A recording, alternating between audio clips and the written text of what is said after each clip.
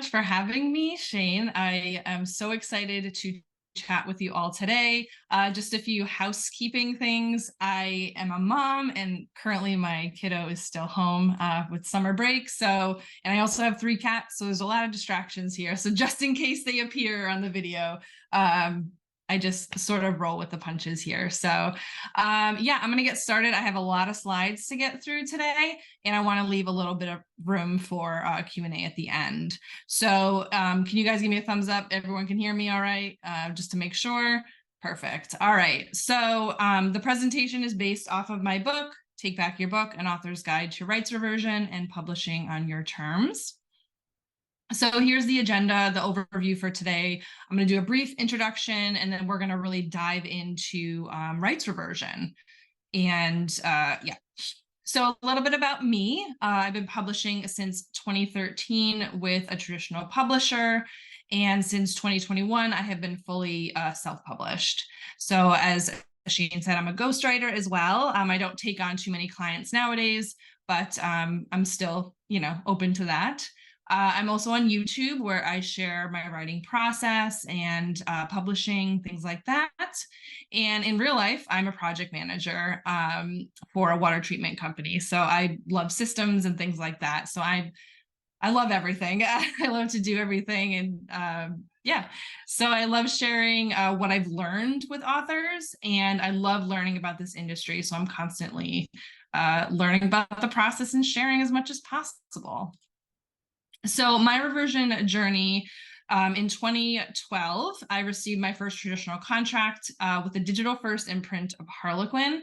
And digital first means that the book came out in ebook first, and there was an option to do paperback later on if I sold enough books, which I didn't really know up front. So that's important when you're reading contracts. So in 2020, I successfully reverted that first series. It had been 7 years since publication, and it was selling under a certain threshold, which I'll go into contract language shortly. But when I got the books back, I really didn't know what to do next. So I Googled, because I love to Google, and blogs and articles really failed me since there was no step-by-step process on what to do after reversion. And like I said, I'm a systems and processes person. So there was a lot of theory or just information, but no one told me what I had to do. So a good author friend of mine had her rights reverted. So I asked about her process. Her process was her publisher closed, and she just got her rights back and then self-published. And I'm like, great, but I'm a little different in that regard, because I had, asked for my rights back, and I still had traditional books out. So then she introduced me to another author who had the rights reverted as well, and I asked her about her process. So it was very similar to mine, where her and her agent asked for rights back to her books, and she self-published them.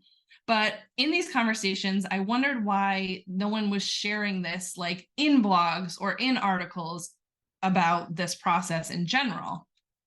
So I sort of took it upon myself to document my own journey through conversations that I had with other authors. Their experience is my experience, and that's how my book was born. And in it is my process of how I reverted, so starting from the beginning of the reversion process to republishing. So just a quick disclaimer, I'm not a lawyer. Any contractual advice is my own, and I highly suggest that if you are looking to get rights back or have issues with your contract, definitely seek out a professional, either your literary agent or a literary lawyer at any point in this process if you have questions. So quickly, just some definitions as I go through the presentation. So when I say publisher, that could be a traditional, big 5 publisher, or an independent press, a small press, a hybrid publisher, basically any contract that you have where you're giving away some or all of your rights. That would be a publisher umbrella. So also when I say book, that could be any project. It could be poems, short stories, novellas, novels, etc. And then when I talk about subrights, these are subsidiary rights, which refer to offering the book in other media. So this can include stereo rights, translations, ebooks, audiobooks, dramatization, etc. All right, so we're going to dive into understanding rights reversion. So what is it? Rights reversion is the process through which authors can regain control over their published work from their publishers. So as authors, it's understanding this is crucial to maximizing the potential of your work. It allows you to take back control of your creative works, potentially resulting in increased earning potential and the freedom to repackage, republish, or even retire your works if they no longer fit your backlist. So this is an example of reversion language. Like I said, it varies widely depending on your contract. So this is just, a part what could potentially be in your contract. So income due to the author from the sale or licensing of the work, which is usually the book that you're signed for, is less than $250 in any 12-month period, no sooner than 5 years from the publication of the work. Now that's very literary contract jargon, and it's sometimes difficult to understand. So basically what this would mean that 5 years from publication, in any 12-month period, if the work is selling less than $250 in a 12-month period, so maybe your royalty period, then you can ask for reversion. This doesn't automatically give you reversion, but that means you have the potential to ask. So it's super important to keep these dates and thresholds in mind when you think you want to have your rights back, because you're going to want to track this information to be able to build a case of reversion. So you can look at your royalty statements and track your sales every period to track this information. So I created a little sample or template spreadsheet for you. I'm going to offer it to the Fictionary community for free. So at the end of the presentation, I'll show you how you can do that. So at least you can start tracking. Feel free to change it as much as you want. But this is just sort of how I set mine up and to get you started on your journey.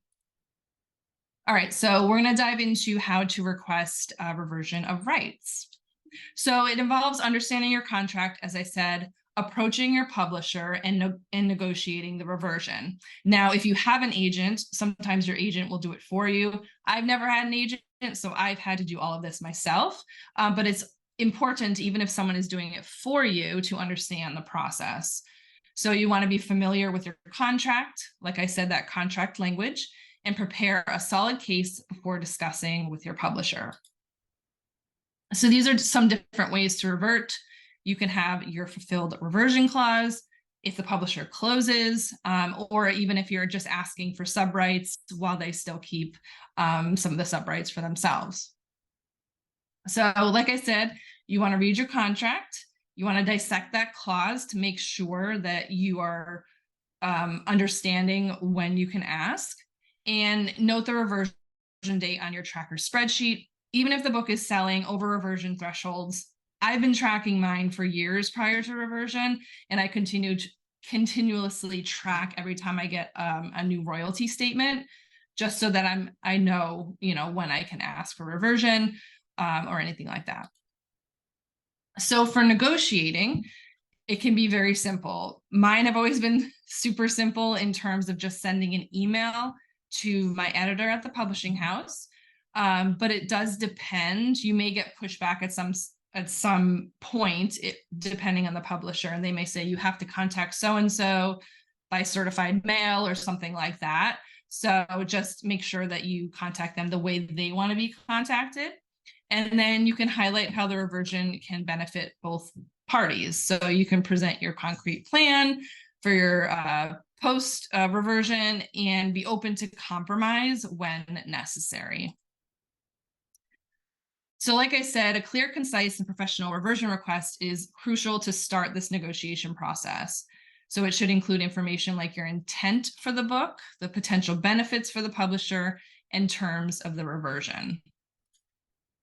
So also within that tracking spreadsheet that I'm going to offer you guys, there is a link to a Google Doc that has 2 different sample templates that you can use to jumpstart your version at any point. So this is sort of a template, and I'm going to go into an example shortly. So, typical language, dear so-and-so, and I'm writing to request that per, and you want to put your publishing contract identifier. Typically, most contracts have that. And then the rights for the specific title or specific series revert to me, the author. And then, in this bracket, you can state your terms according to the contract and how they've been fulfilled. And then you can request the confirmation of rights reversion for my records and however you want to receive those. So that is super important, especially when you're self-publishing your book afterwards, after it's already, I'd say particularly Amazon is really testy about that. So if it's already been on Amazon and you're republishing it, sometimes you will get a pushback and you'll have to give proof. I've had to give proof before for my books. So you definitely want to have either a letter or an email from your publisher with all of their information stating the reversion of rights for that instance. So this is just an example letter. So I'm writing to request that per publishing contract JH782, the rights for Emerging Horizons revert back to me, the author, and then we're going to dive into the information in your case. So according to clause 4.2 of our agreement, these are just random. This is not necessarily from my contract. So I can request reversion of rights if Emerging Horizons has been in publication for a minimum of 7 years, and if sales has dropped below 250 units per quarter. So we're showing it was published in 2015, meaning it's been in publication for over 8 years now. And then based on the quarterly sales report, so this is the case you're building, it's been selling fewer than 200 units over the last quarter, and you can be specific if you'd like. And then is your request and your confirmation as well, and how you would like it to be sent to you. And obviously you want to be professional as well. So the second letter is if reversion specifications have not been met. So if you are close to reversion or you want to request subrights, you can use this version of the letter. So I have actually done this before with books that were selling horribly. That didn't quite work for me. I didn't get them back sooner.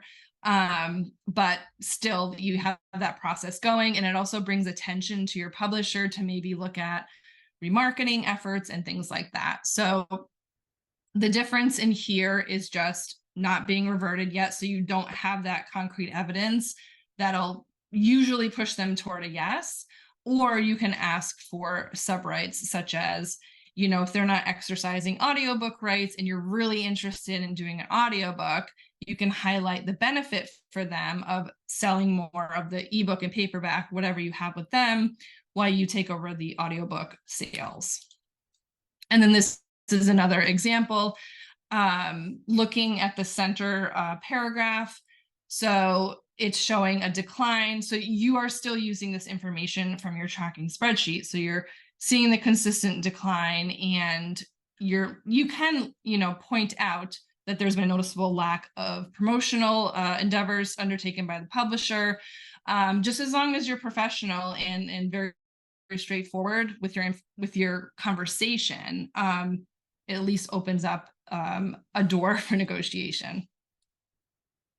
So what happens when you have an unanswered request? So if your publisher doesn't answer your request, it may need to escalate to someone else in the publishing house or imprint, your agent, or a lawyer.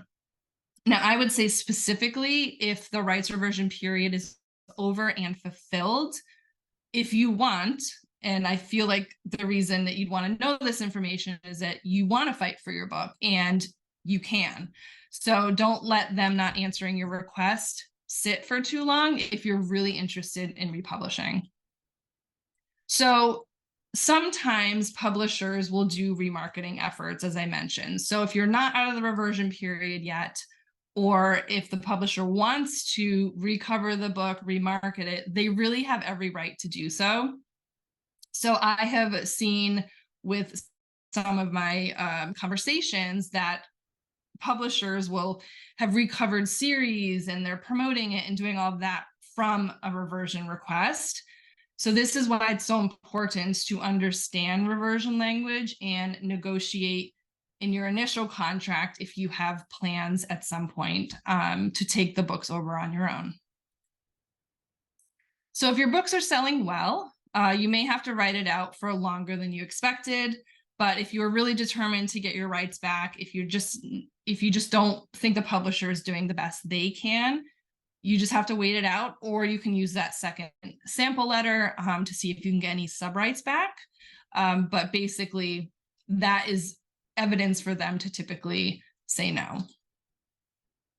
So even in the case of them denying you the request, usually if they're doing remarketing efforts, or they, don't want to give it to you if you've requested it too soon, just focus on maintaining a good working relationship with your publisher.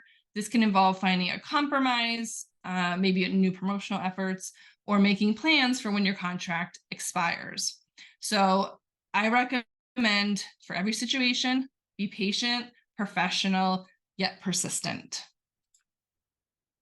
So when you are waiting for your reversion request, it can take a while. Sometimes they have to go to different contracts departments, depending on the publisher. They have to hold meetings with the editors before accepting or rejecting. I know when I ask for reversion at my publisher, they typically meet every Wednesday. So I know that, if I ask them on a Thursday, typically I will at least have to wait a week or more, depending on their agenda, to know when I would hear back.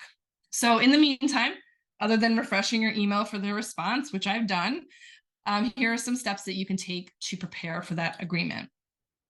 So because you are taking your book back and you won't have access to distributor details when the books come down from their end, you're going to want to save some information about your book or books. So you want to save the book blurb or summary of your book, the back matter or the back cover copy, any product details, your ASIN. So this is Amazon's identifying number. I don't know exactly. I've heard some rumblings that sometimes they won't link reviews. But for my book specifically, if I contact Amazon and I say, hey, I have my rights back, here's the ASIN for the previous edition, they will link all of my reviews to the new edition, which is super helpful because it looks like you published a new book, but you already have, 100 reviews that you had previously, which is very helpful for marketing. You want to save the ISBN for all formats. Now, this is just for you to have that information. If you do need to, say, go to Amazon and, they need more proof of linking, but you can't use that. And we'll go into ISBNs in a moment. You want to know the original publication date, print lengths, trim sizes, all of the Amazon categories that are visible, because we don't have access to the back end of Amazon with traditional books, and also your reviews, which I'll note shortly. All right, so you've requested your rights. Let's talk about your post-reversion strategy. So after your successful reversion, be sure to take a moment to celebrate because it was probably a stressful process. So the path for your book has opened up wider than ever, and you're ready to start on the next step of your journey. So when you're in talks about reversion and you're in the process of getting your letter and things like that, there are two details to consider. Your publication files, which are the final files that are uploaded to distributors on their end, and your book covers. So typically you'll have digital files of the book. Hopefully you've saved them up through copy edits. Now this is going to depend on, your publishing process, but typically with my trad books, I would get the copy edit and then I wouldn't see the book after that until it came out. So you're not going to have proof requests typically in this situation and formatting. So you can either work with that final copy that you have to republish, or you can ask for the publication files from the publisher. So there's no harm in asking for the publication files. I've done this before. But most likely they will want you to pay them for them. So when I reverted my first series, I think it was around $1,000 to get all of those publication files back. And I wanted to use that money a little differently when I was self-publishing, so I didn't get those back. So definitely ask if you want. See, sometimes, I mean, if it was a miracle, they give it to you for free, which would be amazing. But then, you just have to decide if it's in your budget, or if you can just work with your last saved draft and maybe do, hire editors to just take a look at those final tweaks. So depending on if you have one book or a series reverted, you can ask to keep the cover as well. If you really like it, and it's something that you want to keep for the book, again, they may want to be compensated. But there's also that added layer with book covers about attribution for the images and the cover designer, depending on if they hired out, if they outsourced. So these are considerations that you need to be aware of, and you have to make sure you have all your ducks in a row before deciding to use their cover. All right, so when it comes to republishing your book, so there's some decisions you have to make. So you can either drawer the book forever, it could just go away. You can republish the book as is, which would be if you had the publication files or a really clean copy, or you can republish the book with changes. And I'm going to dive deeper into each of these. So you might be at a tipping point where you're interested in heading in a different direction with your career, and it's okay to take the lessons learned about publishing and working with a publisher and apply them to future projects. It's a completely valid path. You can republish the book as is, as I mentioned, if you're happy with it as is, and you reverted it to give it a new life for new readers, then you can republish it for sale or even use it as a reader magnet. In this situation, you would have the publication files or a really clean draft. So my recommended steps would be to get a new cover if you didn't, ask for the cover back, and then you can just upload to the retailers. And republishing with changes. So right now, you either have the production files from your publisher or the most edited draft that you have in your possession. So if there are changes you want to make, I suggest doing the next two steps, which is reading that book again like an editor, because it could be many years since you've read this book, and also reading the reviews. So I recommend, this was sort of my process, reading the book from start to finish in 1 to 2 sittings to get a feel for the flow of the story. As I said, you might not have read it for a couple of years. With my book, I don't think I read it in about 8 years. So definitely you want to read your book and sort of look at it with an editorial eye. So you want to, look at this book specifically for any changes that you want to make, things you want to keep in there, and everything in between. So you want to make note of those changes, and you could create your own editorial letter in a sense to guide you through the editing process. So when it comes to reading reviews, I find the sweet spot to be between the 3 and 4 star reviews. Because typically you will have critical feedback that you can use to improve your book. And usually it's constructive criticism within these star reviews. 1 to 2 star reviews are just usually mean, or people have really bad expectations of what they wanted your book to be. So within the 4 star reviews and the 3 star reviews, you'll have that critical eye that they're looking at. So definitely tread carefully. If you are someone who doesn't read reviews, I've had other people, other author friends, look at my reviews and then just give me the information, and not if someone was really mean to me in the reviews. And it always happens. Yeah, and sometimes they will tell you in great length what worked for them and what didn't. And this is a prime way that you can understand your audience and what they're looking for when you republish the book. So next we're going to look at editing. So there are 3 different types of editing that I outline here: the light edit, heavy edit, and the complete rewrite. So the light edit may involve as little as fixing a few typos. You can change the dialogue or the prose to the writing level that you're at today, because we are always learning with our books. while preserving most of the story. So this would be an edit where if someone had read the book 7 years ago, they would know that they read that book. It would have the same story, just maybe little tweaks. So at that point, you may choose to complete a line edit, a copy edit, and a proofread before publication.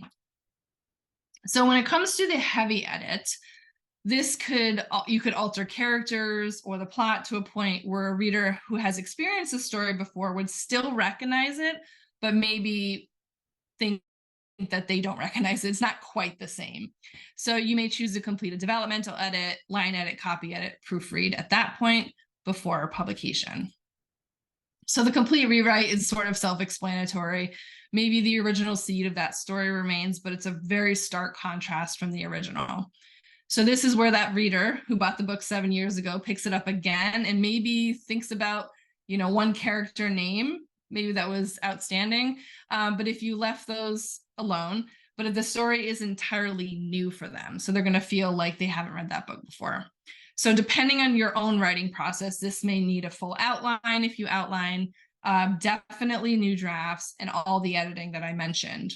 Also, you may want to enlist CPs or beta readers as well, because you're sort of starting from page 1.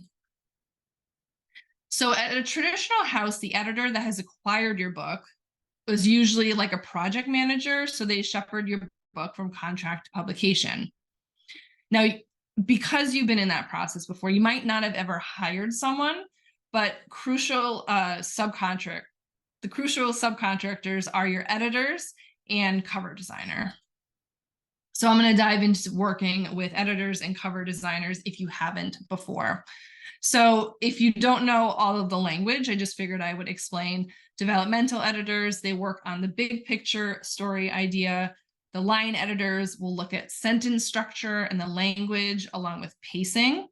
Copy editors focus on the mechanics of the line level writing, such as spelling, grammar, punctuation, and typos. Proofreading is the final pass of the editing process. These editors are to find typographical errors.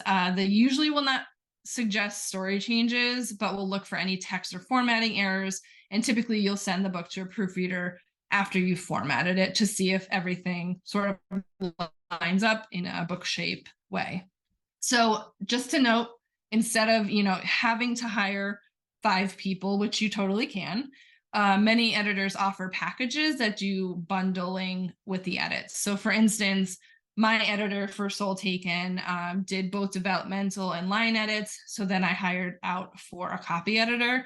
So it can definitely be a cost saver to you. But if you are doing a lot of edits, I would highly recommend at least 2 different people to look at the book to be able to sort of see it, as a full picture. And if there's anything that one person sort of didn't do, you'll have sort of a buffer with that second editor.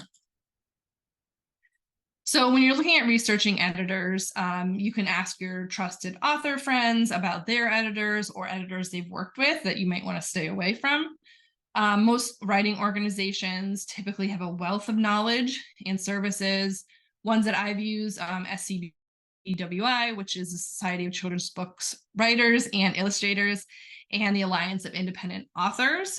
So they have approved services as well. So you could definitely look for editors there.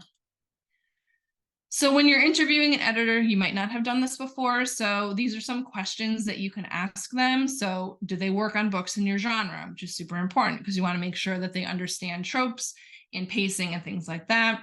You want to know the timeline. So you're being that project manager now. So you want to be able to see the scope of the publication process. So how many rounds of edits did they do? What is their price? If you have a series, will they discount subsequent books, which is usually helpful? Do they offer a sample edit? Some editors do. Typically now editors that I've seen usually charge for a sample edit because you are using their expertise, but some may offer it for free.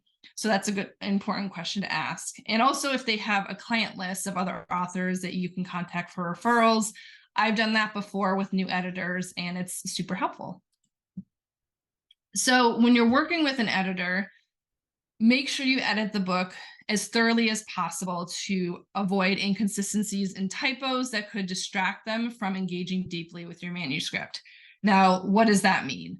So you don't want to send your book to an editor that's not like ready to go, because they're going to be so probably distracted by typos and things like that that they really can't work with the story. And now you're paying for this person to sort of fix little things that you could have done yourself. It's a little different than working with a trad publisher where, you know, you could go through many rounds and it doesn't cost you any money. So definitely respect deadlines when working with these professionals, schedule them well in advance, and communicate any changes promptly if you can't meet a deadline. So when you're looking at your edits specifically, you want to acknowledge your previous experience with edits. Remember, you've hired this person to identify errors, and now it's your responsibility to address them. You can set aside personal connections to the book and focus on enhancing its quality. Now, when it comes to communication with your editor, you know, if they request that you, say, read the letter, read the book, do some edits, if you could contact me in 2 weeks if I need to look at it again, you don't want to delay that process long after the edit, because they probably moved on to other books and they may not have that sharp vision of your book in their head. So you want to review their notes or the manuscript itself. And then if you're uncertain, promptly reach out for clarification. Now, you want to make sure, too, to check your grammar. This is super helpful before I usually send my book to an editor. You want to, human editors are recommended, obviously, but plugins like ProWriting Aid and Grammarly can definitely enhance your writing. In Scrivener, they have all of these connections to these different programs. So they can address grammar and style and also teach you about your writing tendencies and improvements. So they're like copy editors, noting patterns like passive voice for cleaner drafts, but definitely still hire a human person to help you out with edits. All right, so we're moving to cover design. So there's a couple different ways you can do this. With your publisher, they handled all of this, so it's a little different on your own, and it can be cost prohibitive as well. So if you choose to do your cover on your own, I don't highly recommend this unless you are a cover designer and an author, but the only cost you would have is basically your time. Possibly if you're using stock footage, stock images, you'd have to pay for the licensing, but it's usually more of a time cost. Pre-made covers, which there are so many out there, and often I find myself in a focus hole when I go on one of those websites, but average, they are a bit cheaper. So it can be around $50 to $200 on average. And then a custom cover could really, you could spend thousands of dollars on this, but you can also spend not a ton of money, just depending on the designer. So where can you find designers? Often if you have books in your genre, if you go to the library, they're typically mentioned on the copyright page. So you can research that way. Look for author friend recommendations, a Google search. That may take a little longer. And then you can also look at freelance websites like Fiverr and Upwork as well. So again, when you're interviewing, you want to make sure they work in your genre. You want to know how much it will be. If you have a series, will they discount the books? Because typically in series, once they get that first cover down, it's easy to tweak for the next books. What is their timeline? Again, you're project managing your process here. How many initial options will you have? Some designers will give you one, some will give you multiple. And then how many revisions does that price cover? Also, what's their communication style? Should you be contacting them on email, or I don't know who does phone calls, but maybe they want to have a phone call or a Zoom call. And then do they share design files, which are sort of like Photoshop files that have all the elements and the layers, or just the final cover? Because that's important if you want to use elements from the book. Sometimes designers will charge more for that. All right, another important thing when republishing is your ISBN. It uniquely identifies books based on format, edition, and publisher. So your prior publisher managed this during your book's initial release. For republishing, you can't use the original ISBN because each publisher, including authors like myself, receive distinct numbers for our books. So in the US, Bowker, which is myidentifiers.com, sells ISBNs, while Nielsen handles the UK. Canada offers free ISBNs, which is amazing. So definitely research based on your country. And also bulk purchasing is often more cost effective. If you buy one, at least in my experience, if you buy one from Bowker, I think it's like $125. If you buy 10, it's a bit less. And then 100, I think, comes out to like $5 per ISBN or something like that. So definitely opt for a package to at least cover the book that you are selling or that you are republishing. But if you're interested in republishing more books or continuing to self-publish, I would definitely try to save money for a bulk package. So formatting, this is another consideration when you're republishing. It's crucial for a professional and comfortable reading experience. Poor formatting like mid-sentence line breaks or wonky words can definitely deter readers from continuing to read your book, regardless of the content. So you can self-format for free. There's so many YouTube videos about that, or use some paid tools. You can also hire a formatter depending on your budget and time. So when looking at the self-formatting options, you can format in Google Docs, Pages, Draft to Digital has the opportunity to do that as well, and Kindle Create too. So some paid options include Microsoft Word, Scrivener, Vellum, that's specifically for Macs only. There's no platform for PC, Adobe InDesign, and Atticus. So when you're looking at hiring someone, you don't want to do it yourself. You can look at a private freelancer. Typically, a lot of editors will offer formatting packages as well, or you can look into a formatting company. And again, freelance websites that have everything, Upwork and Fiverr for budget-friendly options. Now, again, when you're looking at a formatter and hiring them, you want to understand the turnaround time, how many revisions you get for the cost, and the cost. So the downside, I format my books myself because the downside is that I sometimes will make, a lot of issues throughout the book. And then when I get the book, I have to fix it in Vellum. So when you're dealing with hiring a formatter, you have to understand that there will be costs involved for changes after you've received that completed file. So know who to contact and know how much they charge for any revisions in the future. For instance, if you have to change, your backlist and the back matter, they may charge you for that. So copyright pages, this is part of the front matter, typically require specific information. So this is optional, but recommended highly for self-published authors to protect your rights. So a copyright page establishes you as the author, rights holder, and informs booksellers, librarians, readers, and distributors that you hold the rights to that book.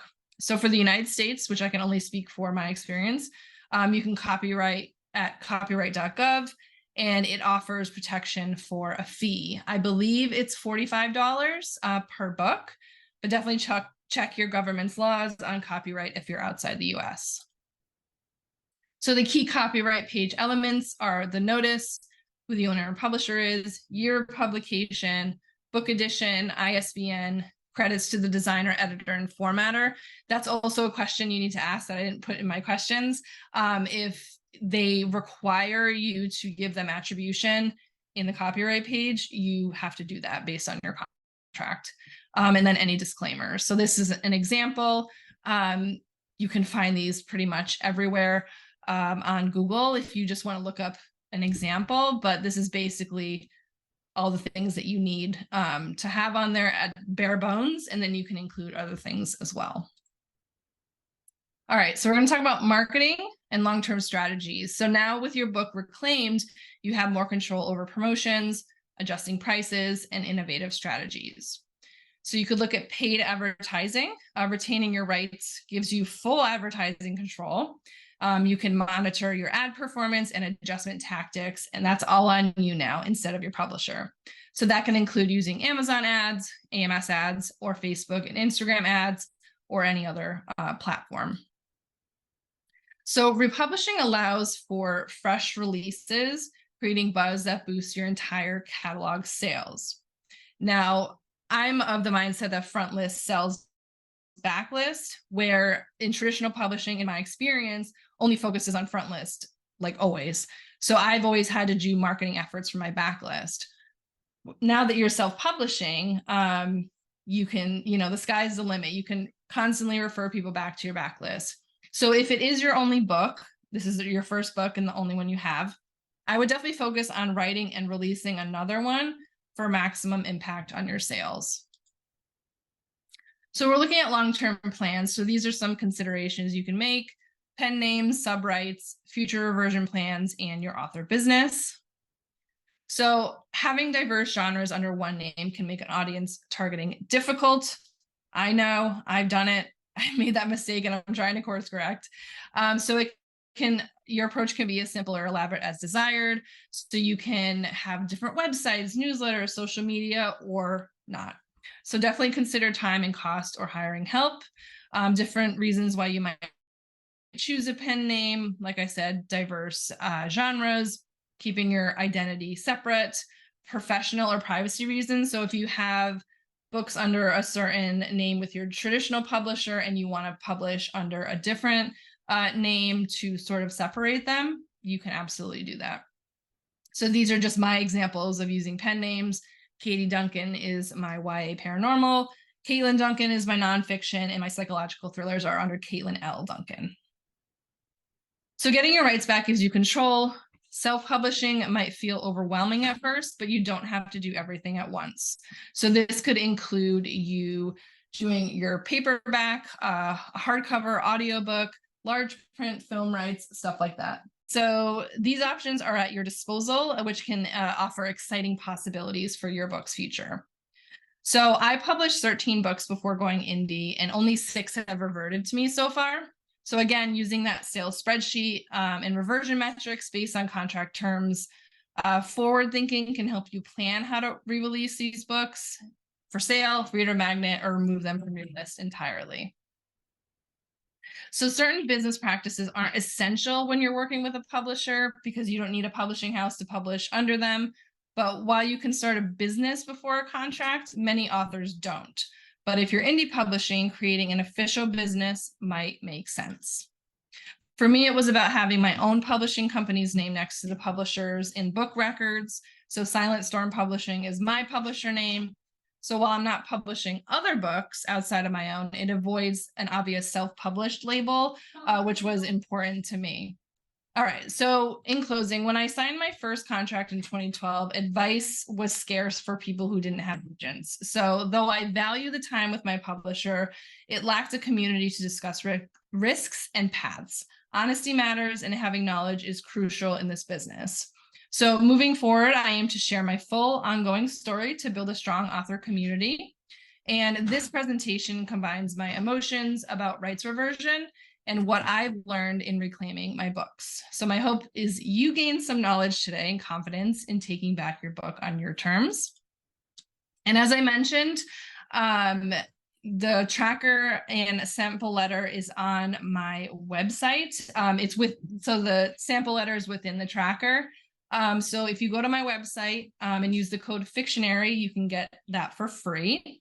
And also too, if you're interested at all in the digital audiobook or ebook, you can get 25% off, just as a special thank you for having me here today. So that will expire at the end of the month. So be sure to head over there if you're interested. And I'm here to take any questions you have. I know we have a short amount of time, but I was hoping to get everything in there for you. Oh, that was fantastic, Katlyn. Thank you so much. Ardif says stellar presentation and very helpful, which I thought it was too. So we, like Katlyn mentioned, we do have to wrap up slightly early because the wonderful Lisa Taylor, who's on this call, has an event straight after this one. But we do have time for a couple of questions. So the first question comes from Joe. The dog ate my contract. Can I contact the publisher to get another copy? My books go back to 2006. Typically, yes. That may be an instance of contacting your editor or your agent if you have one. And then they may have to go back to the contracts department to get it sent to you. Some do snail mail, some may do email. Yeah, definitely. Mark, you had a question. You said, what would be the benefit to the publisher? But I don't know which part of the presentation was going on when you asked. So if you want to. Yeah, I think I know. So when I was talking about the sample letters, I believe that's where that question came from. So a benefit to the publisher in the instance of subrights would be that, you know, you're sort of taking over a subright, and it will bring more sales to the books that they own. That could be a potential benefit for them. Yeah, I guess. So you mean like if you got audio rights back, and then Yes, whatever you do with your audio rights then brings more sales to the rights that the publisher still has, right? yes, yep. Awesome. Okie dokie. Where does copyright end for covers? For instance, a cover that was sort of kind of what I wanted, but not totally. If I use a similar image, would I be breaching copyright on a cover? As far as I know, and this is not legal advice, as I always have to say, if it's not the same exact cover, I don't think that would breach a copyright, because you're not using I think it's covering the exact cover, basically. So all of the like fonts and things like that. If you created something that sort of looked like it, I don't think that would breach anything, but not a lawyer. Yeah, sure. Jeanette asked, if you own the copyright, does that, oh, sorry, if you copyright, does that one feed ebook and print? So like if you're registering your book for copyright. In the US, it just covers the book. So in any sort of format that you have the book, as long as it's, you know, the same like words and everything, that'll cover any format. So you're basically just copywriting the story in that particular way, I guess. Awesome. Then Nick had a question. When you started your publishing company, do you mean you registered as an LLC, or did you just register as a sole trader, etc.? I did LLC for mine specifically. That's the way that I went. I used this is a resource that I recommend. Self-Publisher's Legal Handbook by Helen Sedgwick. So I got a lot of information from that. This is like my publishing Bible, if you want to take a look at that. Yeah, that is a really good book, actually. Self-Publisher's Legal Handbook. I'll just pop that in the chat so that people know. Okay, so Hope had a question. Does the same information for traditional publishers apply if an author signs with an independent publishing company? I assume you mean like a small press, Hope. Like the information in terms of reversion, if that's the case, it would depend on the contract. So whatever contract you sign with them is what their terms are going to be. I suppose if they don't have that information, I would ask. So like if you have a contract that doesn't state reversion, definitely ask that within negotiations, because some publishers, especially if, you know, they're smaller, sometimes some publishers behave badly in a nice way. So you just want to make sure that they don't sometimes own your books like forever. You want to make sure that that is written within the contract, that, you know, before you sign it. Definitely. Okay, amazing information, says Ardith. Oh, can you share the link to your shop again, Caitlin? Sorry. Yep. I'll put it in the chat. Okay, lovely. Awesome. Okay. That's 1 minute to spare. 1 minute to spare. You did really well. Okay, so that wraps up the questions that we had. Thank you so much for coming in. That was absolutely fantastic, and I hope everyone got tons out of it. Kestrel said it was an amazing information that you gave. I think a lot of people are going to get a lot out of this, which is why I wanted to come and talk to us. Yeah, thanks hugely, Caitlin. So we're just getting a lot of love now for Caitlin in the chat, which is great. Good. Feel free to email me if you guys have any other questions. I'm always open to talk about rights reversion. It's like a nerdy thing for me, so happy to help. Definitely. And when I pop the event up in the community, I'll include email address or contact pages. Yeah. Perfect. Get in touch. Great. Okay, awesome. Well, if you're hanging around for Lisa Taylor's event, we'll see you in 10 minutes. And Elmarie Wood is in later to talk about psychological horror with James Gallagher. So we've got a good few things coming up today. Okay, I will see you later, everyone. And thanks again, Katlyn. Bye. Thank you.